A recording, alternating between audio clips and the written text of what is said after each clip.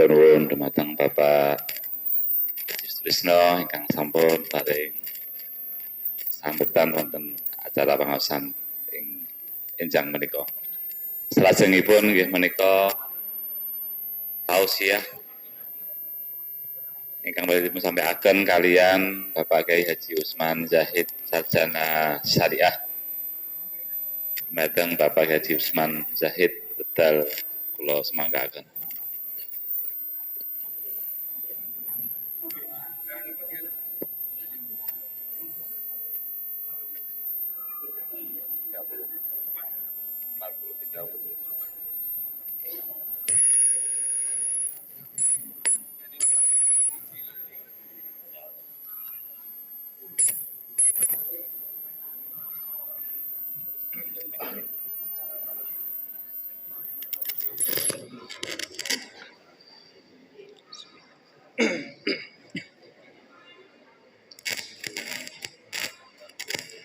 Assalamualaikum warahmatullahi wabarakatuh.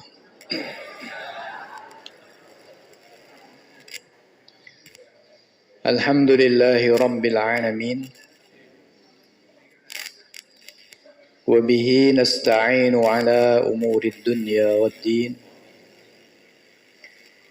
Wassalatu wassalamu ala ashrafil anbiya'i wa sayyidil mursalin.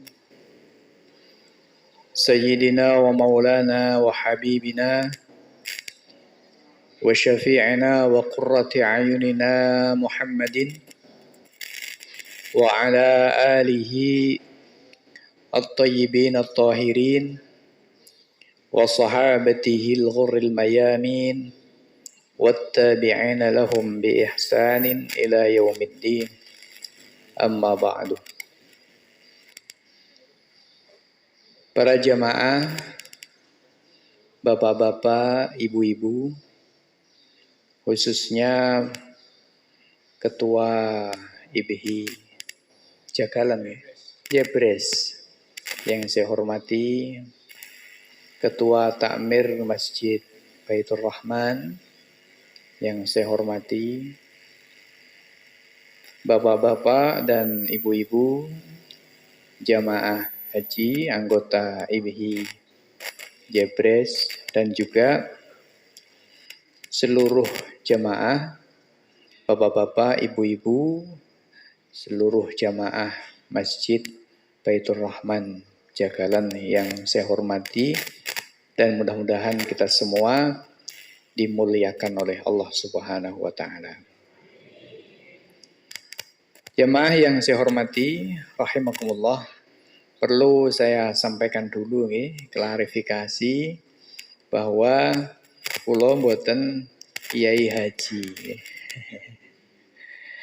Hanya belum, mudah-mudahan Allah Subhanahu wa Ta'ala memberikan kemudahan untuk saya bisa menunaikan haji ke Baitullah. Mohon doa dari Bapak Ibu sekalian.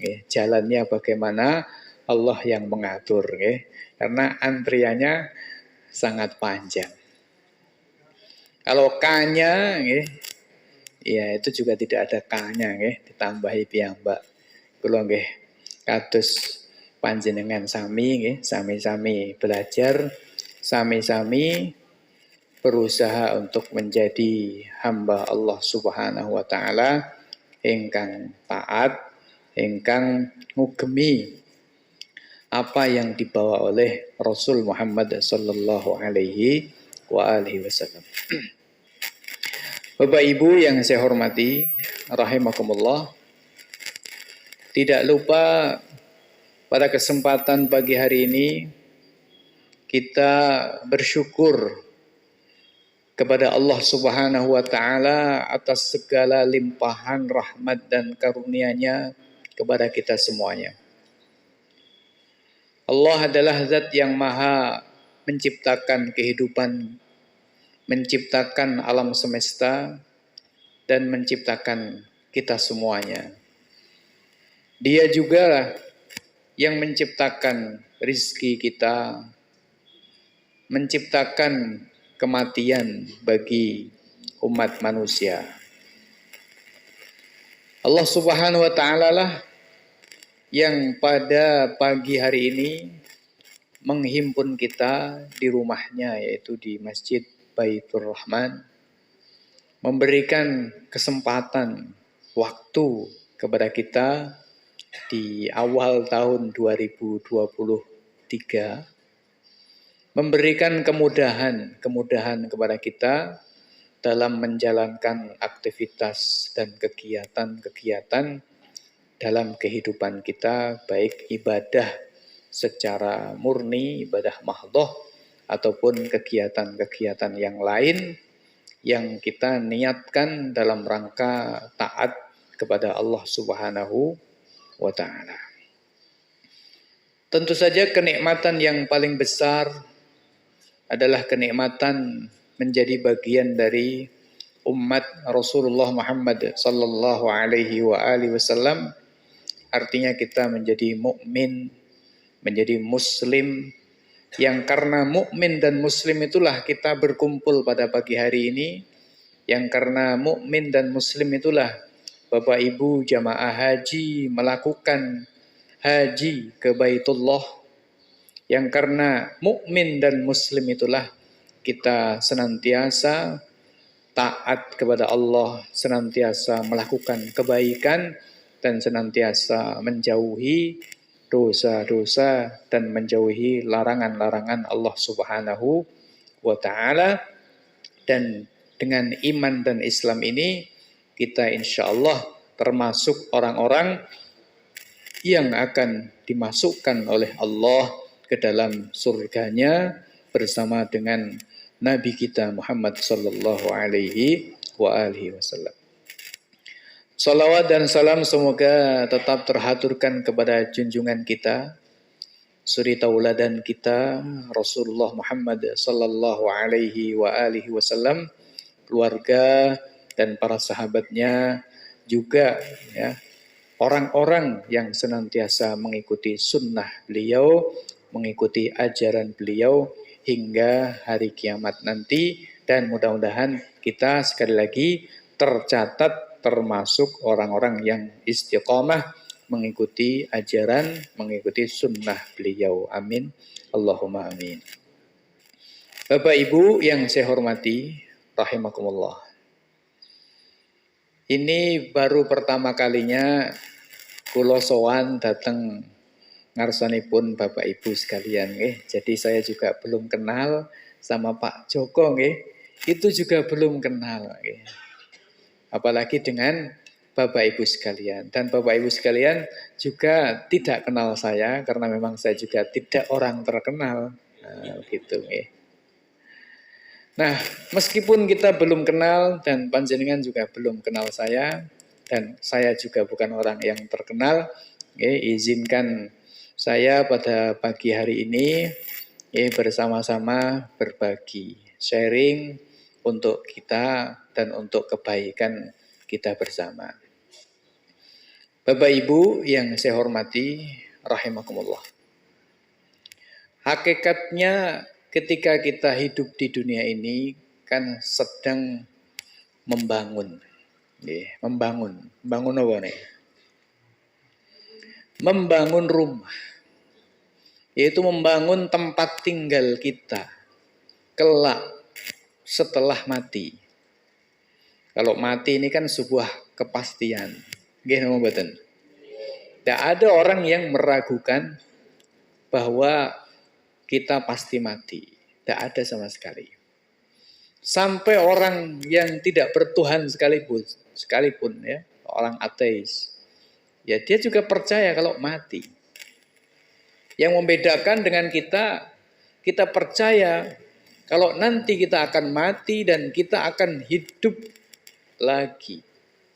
Dan akan diberikan balasan oleh Allah Subhanahu wa taala atas amal-amal perbuatan kita. Dan kita akan ditempatkan di satu tempat yang dalam bahasa Quran sering disebut dengan dar. Dar, maknanya dar itu bahasa kita rumah. Ada kalanya dar itu wujudnya surga, dan ada kalanya dar itu wujudnya neraka. Nauzubillah min dzalik. Sedangkan orang ateis tidak mengimani itu, tidak mempercaya itu karena dia tidak mempercayai Allah, tidak mengimani Allah, Rasulnya, tidak mengimani Al-Quran, tidak mengimani tentang agama ini. Nah, Bapak Ibu yang saya hormati rahimakumullah, saya tidak bicara tentang iman kepada Allah, iman kepada Rasulnya. Ya. Ini sudah, insya Allah sudah clear. Ya, kita datang ke sini ya karena kita iman kepada Allah, iman kepada Rasulnya Muhammad Sallallahu Alaihi Wasallam. Tidak mungkin kalau pagi hari ini Bapak Ibu hadir dalam pengajian Masjid Baitur Rahman yang diadakan oleh Takmir Masjid bersama dengan IBHI. Ya, tentu tidak mungkin kalau kita semua bukan orang-orang yang beriman kepada Allah dan Rasulnya Muhammad Sallallahu Alaihi Wasallam. Pasti itu. Jadi ini sudah clear, sudah tidak ada lagi persoalan dengan keimanan kita kepada Allah Subhanahu Wa Taala, kepada Rasulnya Muhammad Sallallahu Alaihi Wasallam, dan juga tidak ada persoalan dengan keimanan kita kepada yaumul akhir atau hari akhir, hari akhirat kelak, yang di situ ada surga dan di situ ada apa? Neraka. Bapak Ibu yang saya hormati rahimakumullah. Kembali kepada apa yang tadi kita sampaikan, bahwa hakikatnya kita di dunia ini ya, sedang membangun tempat tinggal kita, membangun rumah kita kelak di akhirat. Nah, apakah kita berhasil membangun atau tidak? Kalau kemudian kita membangun ini roboh atau tidak? Bangunan kita kokoh atau tidak? Bangunan kita ini benar atau tidak? Maka sebelum seorang arsitek itu membangun, tukang batu atau tukang pemborong rumah atau yang sejenisnya dengan itu ya, membangun, maka sudah barang tentu alat ukur itu harus tepat. Alat ukur ini lebih umum ya. Alat ukur ini umum ya, mencakup apa saja. Kalau orang membangun rumah perlu alat ukur pasti. Seorang arsitek merancang bangunan perlu alat ukur pasti. Ya, ini lebih umum bahasanya, nggak harus pakai meteran ya. Tetapi maknanya alat ukur itu pasti ada. Semua orang yang membangun ataupun merancang sebuah bangunan itu pasti ada alat ukur. Mau membangun masjid seperti ini misalnya, ini alat ukurnya harus detail. Berapa meter perseginya dari sana ke sini, ya tingginya berapa. Kemudian semuanya diukur, besinya ukuran berapa, ada ukurannya semua. Jadi ada alat ukurnya. Nah, kita mau membangun rumah di sisi Allah Subhanahu wa taala, yaitu kita menginginkan rumah ini di surga, bukan rumah di neraka tentunya. Kita tentu butuh alat ukur Bapak Ibu yang saya hormati rahimakumullah. Agar rumah kita ini jadi. Agar rumah kita ini ya terbangun dengan benar-benar terbangun. Ini kita butuh alat ukur. Nah, alat ukur itu apa? Allah yang memberikan alat ukur, bukan kita. Karena kita tidak bisa, karena kita nggak lihat di surga itu kayak apa. Cara bangunnya bagaimana kita tidak tahu. Kita tidak tahu alat ukurnya. Tetapi Allah yang memberikan alat ukur. Nah, alat ukur itu apa yang Allah Subhanahu wa taala berikan kepada manusia ini? Alat ukur itu tidak lain adalah syariat Allah Subhanahu wa ta'ala yang diturunkan oleh Allah kepada Rasulnya Muhammad sallallahu alaihi wasallam. Itulah alat ukur. Alat ukur untuk apa? Alat ukur untuk amal kita. Inilah yang dalam bahasa kita sebut dengan namanya miqyasul a'mal. Miqyasul amal itu bisa kita terjemahkan standar perbuatan. Bisa juga kita terjemahkan tolak ukur perbuatan. Bisa juga kita terjemahkan ya alat ukur perbuatan. Maknanya Allah Subhanahu wa taala menurunkan syariatnya, yaitu syariat Islam, Al-Quran, dan sunnah Rasul Muhammad SAW untuk menjadi mikyasul amal, untuk menjadi standar perbuatan, untuk menjadi alat ukur perbuatan. Dengan alat ukur inilah kita tahu mana perbuatan yang bengkok dan mana perbuatan yang lurus. Seperti halnya dengan penggaris, ya. Kita tahu mana garis, mana yang bengkok dan mana yang lurus. Nah, Bapak Ibu yang saya hormati, rahimakumullah. Oleh karena itu maka, sebagaimana yang sudah kita maklumi bersama, bahwa qoblal amal al-ilmu. Sebelum amal itu harus ada ilmu. Gini mboten. Sebelum membangun bangunan, sudah harus punya ilmunya tentang membangun. Kalau tidak, maka tidak jadi. Bangunan sebesar ini misalnya, masjid sekokoh ini misalnya, itu kira-kira yang membangun punya ilmu atau mboten? Punya. Kedalaman galiannya berapa, ukuran besinya berapa, ya, dan seterusnya. Ada ukurannya semua, ada ilmunya. Kalau tidak ada ilmunya, tidak terbangun ini masjid. Begitu pula kalau kita manusia itu beramal, tidak ada ilmunya, maka amal itu tidak terjadi. Amal itu tidak terbangun. Nah, ini kan sesuatu yang sudah maklum bagi kita. Dalam hal ini ada salah seorang ulama, ya, kalau di dunia pesantren itu terkenal, namanya Imam Ibnu Ruslan, di dalam kitabnya namanya Mukhtasar Zubad. Beliau mengatakan wa kullu man bighairi ilmin ya'malu a'maluhu mardudatun la tuqbalu. Setiap orang yang beramal tanpa ilmu, amalnya itu tertolak, tidak diterima.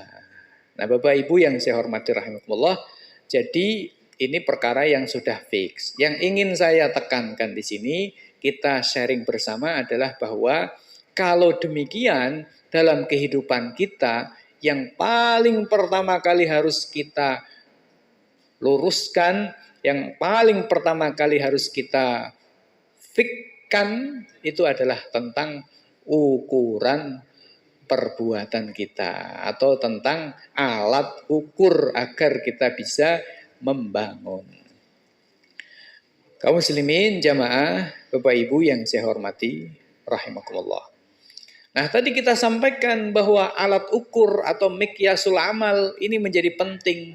Kita bisa mengetahui amal kita ini bengkok atau amal kita ini lurus, ya, amal kita ini doyong atau ya bahasanya kalau bangunan itu doyong ya, miring atau lurus, itu dengan mikyas ini, dengan standar ini atau dengan alat ukur ini.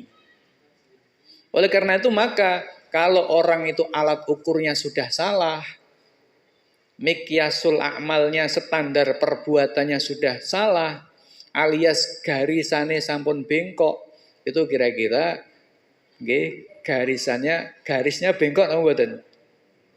Jenengan punya penggaris, tapi garis penggarisnya itu dari pabriknya cacat. Terus jenengan pakai garis, lurus atau mboten lurus? Mboten lurus. Begitu pula standar-standar perbuatan alias nilai-nilai yang tidak lurus maka akan mengantarkan pada perbuatan yang tidak lurus. Ngoten, nggih napa mboten? Oleh karena itu maka berarti standarnya dulu yang harus lurus. Berarti garisnya, penggarisnya, alat ukurnya dulu yang harus lurus. Nah, Allah Subhanahu wa taala menegaskan bahwa syariatnya Allah ini lurus, wa anna hadza sirati mustaqiman fattabi'uh. Begitu dawuhnya Allah. Wa anna hadza sirati. Dan sesungguhnya ini ya adalah jalanku, yaitu Al-Qur'an, sunnah Nabi SAW, dengan bahasa sederhananya syariat Allah. Ngaten. Wa anna hadza sirati mustaqiman, dan inilah jalanku mustaqiman. Keadaan jalan ini lurus. Fattabi'uh, maka ikutilah, kata Allah. Wala tattabi'us subula fatafarraqa bikum an sabilih, dan kamu jangan ikuti jalan-jalan yang lain itu. Fatafarraqa bikum an sabilih, maka kalau kalian mengikuti jalan-jalan yang lain selain jalan Allah itu, maka akan menjauhkan kalian dari jalan Allah. Nah, Bapak Ibu yang saya hormati, rahimakumullah. Jadi ini tentang meluruskan standar. Jadi berarti maknanya kalau kita ingin perbuatan kita lurus, maknanya kita ingin membangun ya bangunan yang benar dengan perbuatan kita yang lurus, kita butuh ukuran yang lurus. Nah, ukuran yang lurus itu tidak ada kecuali dari Allah Subhanahu wa ta'ala. Bapak Ibu yang saya hormati rahimakumullah. Nah, disinilah kita melihat Allah Subhanahu wa ta'ala itu tidak pernah kompromi dalam soal nilai atau dalam soal standar. Salah ya salah, begitu Allah. Tidak pernah kompromi dalam masalah hak dan batil. Hak ya hak, batil ya batil. Allah tidak pernah kompromi. Nah, kalau kita lihat ayat-ayat Quran, Allah Subhanahu wa ta'ala menegaskan pokoknya manusia itu kudu manut Allah. Gini mboten? Bukan Allah manut manusia. Nah, Allah manut manusia kebalik.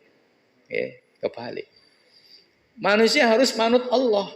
Mana yang sudah Allah tetapkan wajib diikuti oleh manusia. Karena Allah tahu bahwa manusia tidak pernah bisa memberi penggaris yang lurus. Tidak pernah punya alat ukur yang lurus. Sekarang kita perhatikan. Ya, kalau manusia itu tidak pernah punya alat penggaris atau alat ukur yang lurus, yang tegak. Buktinya apa? Buktinya apa yang dulu dianggap manusia buruk, sekarang dianggap oleh manusia biasa saja. Banyak atau pembuatan banyak nih, Pak. Tidak usah saya contohkan, di tengah-tengah kehidupan kita sangat banyak.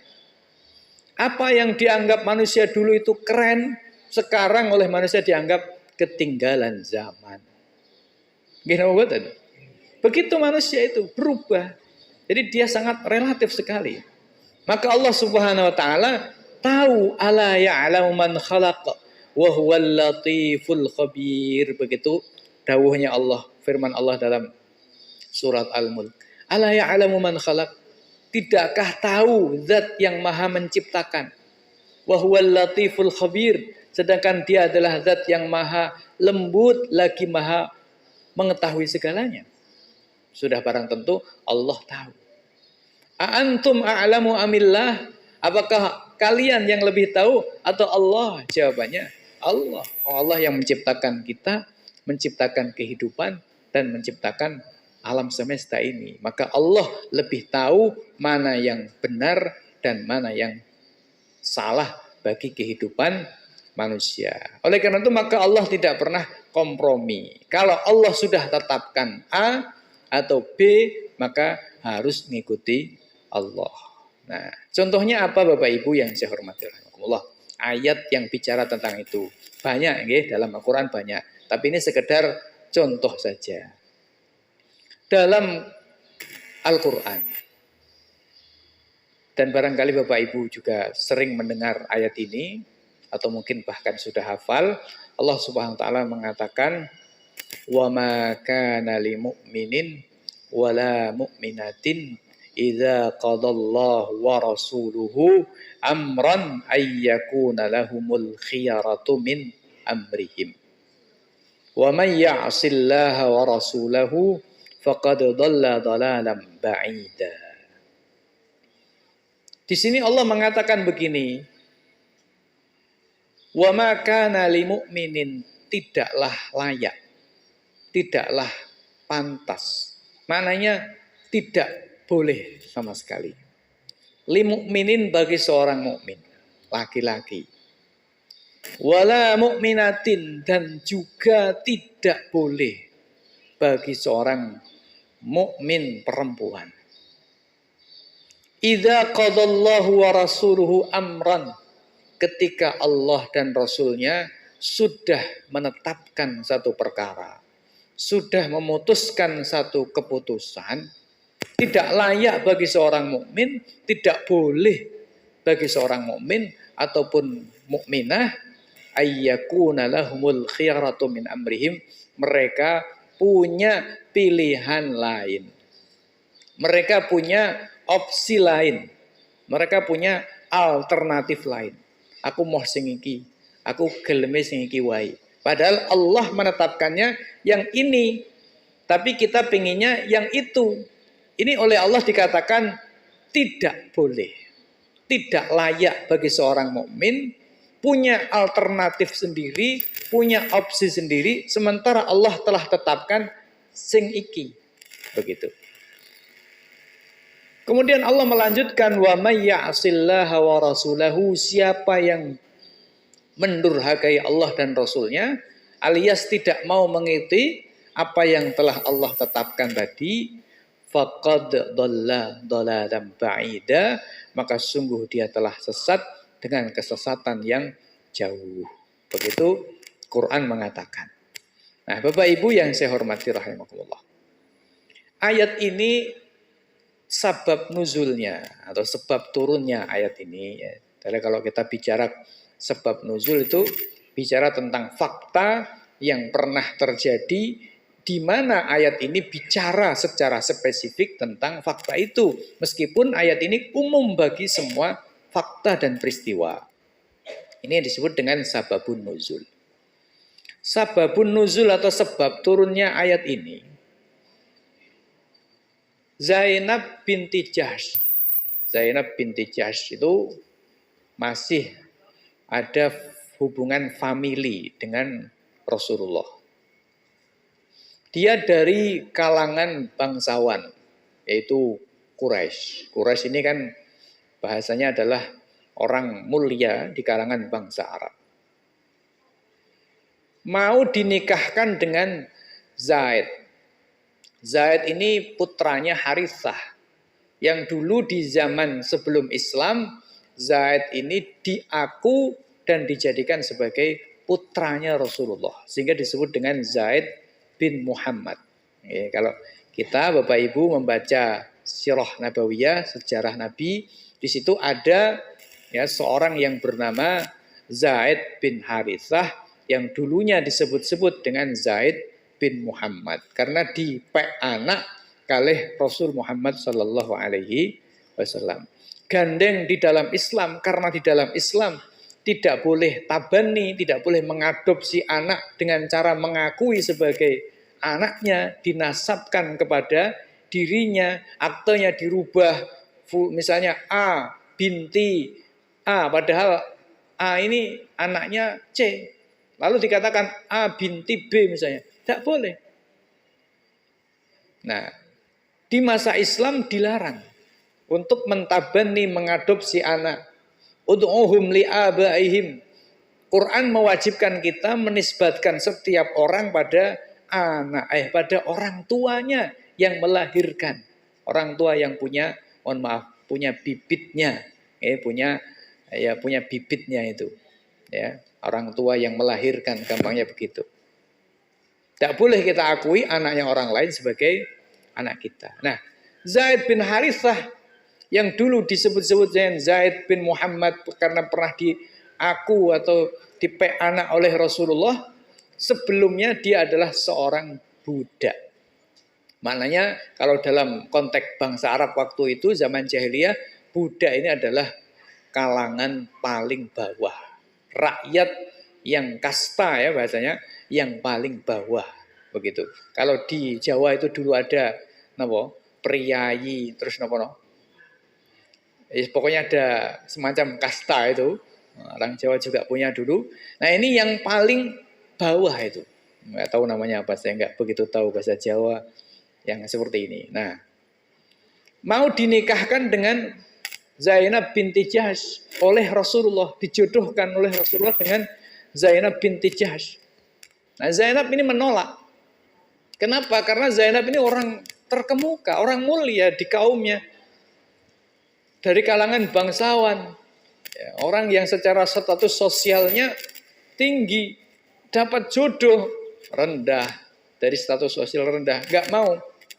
Maka turun ayat, wa ma kana lil mu'minin wala mu'minatin idza qadallahu wa rasuluhu amran ayyakuna lahumul khiyaratu min amrihim. Turun ayat tadi yang maknanya, kalau kamu mukmin wahai Zainab, kamu harus manut Allah, manut Rasulnya, karena Rasulnya memerintahkan kamu untuk menikah dengan Zaid. Nah, Bapak Ibu yang saya hormati rahimakumullah. Ayat-ayat yang lain banyak. Misalnya apa? Al-Quran mengatakan, fala warabbika la yu'minuna hatta yuhakkimuka fima syajara bainahum thumma la yajidu fi anfusihim harajan mimma qadaita wa yusallimu taslima. Fala warabbika la yu'minun, sungguh demi Tuhanmu mereka tidaklah beriman. Begitu kata Quran. Jadi ada penekanan, dua penekanan, yaitu apa? Sumpah, itu demi Tuhanmu, dan penyangatan, sungguh. Mereka tidak beriman, kata Allah. Hatta yuhakkimuka, hingga mereka menjadikan kamu, wahai Muhammad, sebagai hakim. Maknanya sebagai orang yang memberikan keputusan. Maknanya merujuk kepada Allah, kepada Rasulnya. Fima syajara bainahum, dalam perkara apa saja yang terjadi di antara mereka.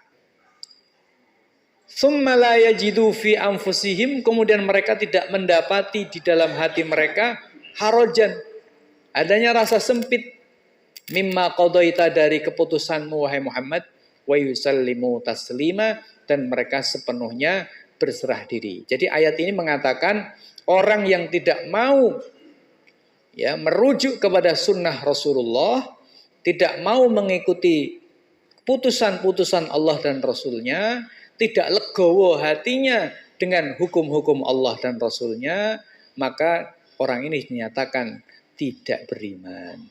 Nauzubillah min dzalik. Nah, jadi maknanya Allah tidak pernah kompromi soal masalah hukum. Pokoknya kudu manut Allah. Soal standar atau soal ukuran, ini pokoknya kudu manut Allah. Begitu sederhananya. Karena itu Rasul Muhammad SAW di dalam hadisnya, beliau juga mengatakan, la yu'minu ahadukum hatta takuna hawahu taba'an lima ji'tu bihi. La yu'minu ahadukum, salah seorang dari kalian belum dianggap iman dengan iman yang benar, iman yang baik, iman yang benar.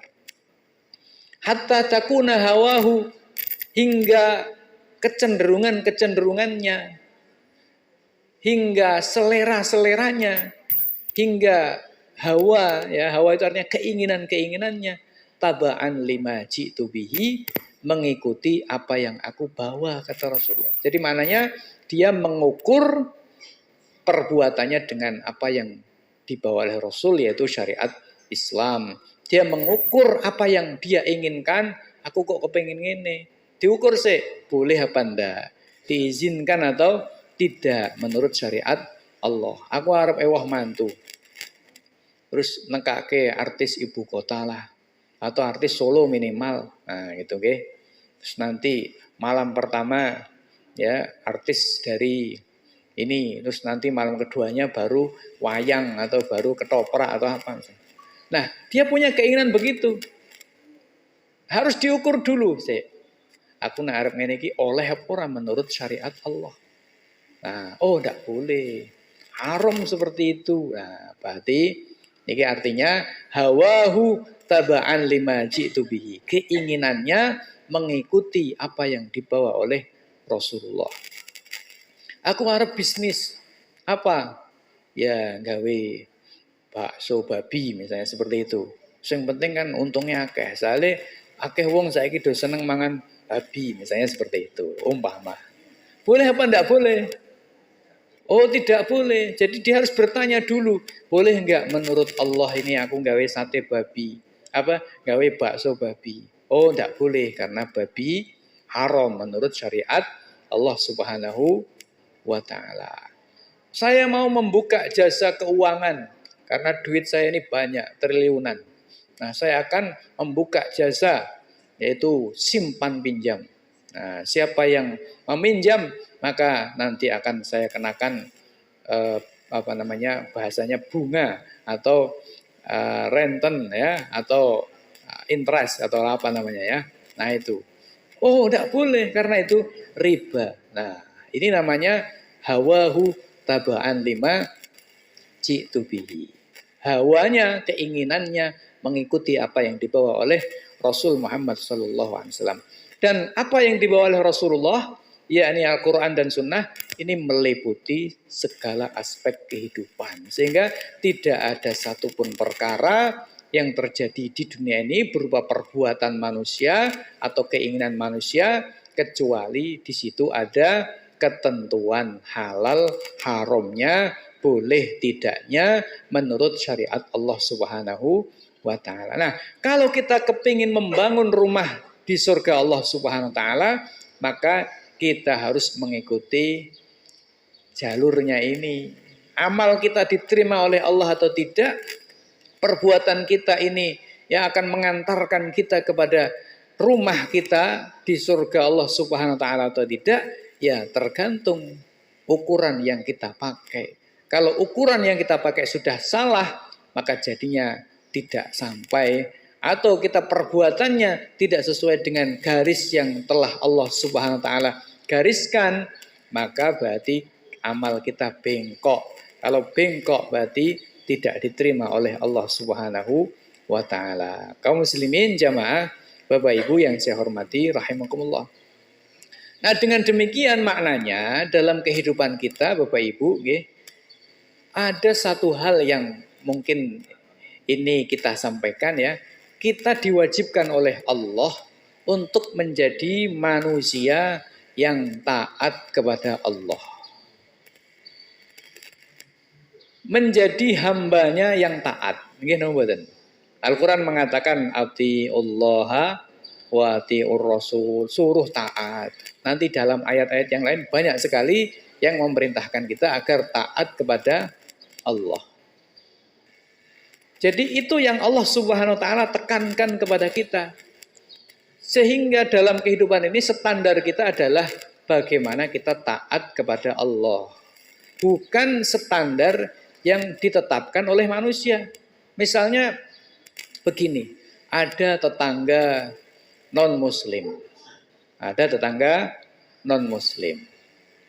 Dia sedang kesulitan hidupnya. Sedang punya hutang, sedang butuh makan. Kira-kira kita bantu apa tidak kita bantu? Kita bantu. Kita selesaikan hutangnya kalau kita bisa. Kalau dia butuh makan, kita beri makan. Kalau dia sakit, ya jenguk saja. Didoakan mudah-mudahan sembuh. Kenapa? Karena Allah memerintahkan kita berbuat baik kepada non-muslim sekalipun, apalagi kepada orang Islam. Tapi sebaliknya, punya tetangga non-muslim, dia ngajak panjenengan, yuk ibu, ayo bapak, kita rame-rame ke gereja yuk, ini kan waktu Natalan. Jenengan deret apa mboten? Tidak boleh. Kenapa? Karena Allah melarang. Nah, begitu. Jadi kalau perbuatan yang pertama tadi, orang mengatakan, wah ini ibunya sangat moderat sekali nih. Ya, meskipun non-muslim dibantu sedemikian rupa. Tapi saat yang sama, ketika ngertos panjenengan diajak ke Natalan nggak mau, oh ini ibunya radikal ini. Oh ibunya ini intoleran ini. Oh ini ibunya ekstrim ini, nggak mau diajak ikut Natalan bersama. Kalau kita ngikuti omongannya orang, pusing, celaka kita. Maka standar kita adalah taat bukan moderat. Saya ulangi nggih. Standar kita adalah taat bukan moderat. Orang mau nilai kita apa terserah.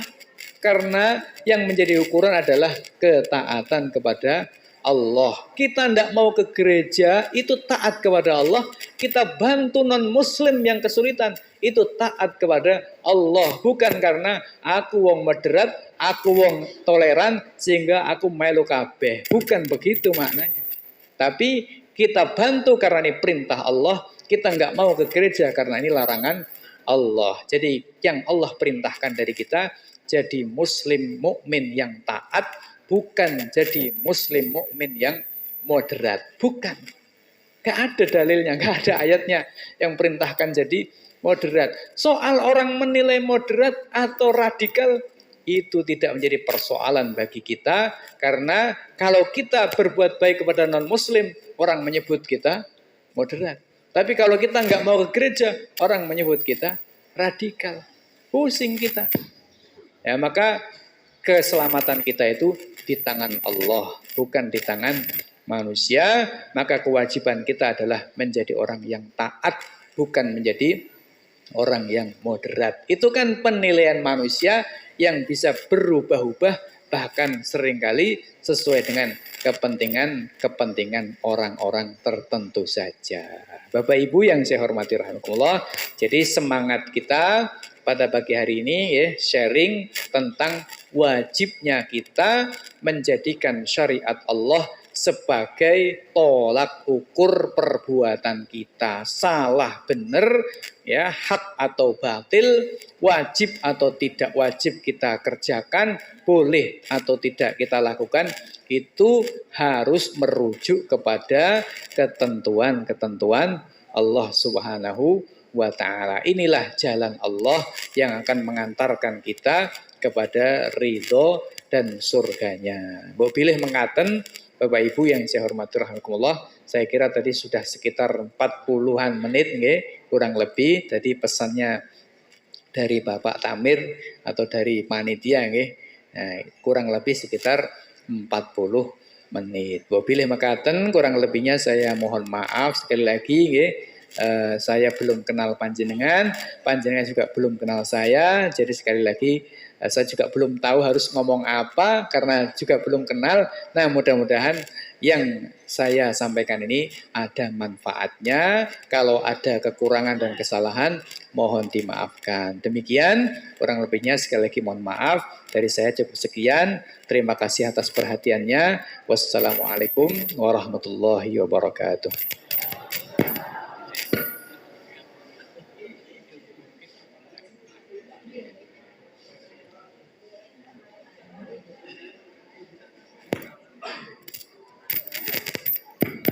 Pekatan wau tausiah saking Bapak Usman Zahid Sarjana Syariah. Salajengipun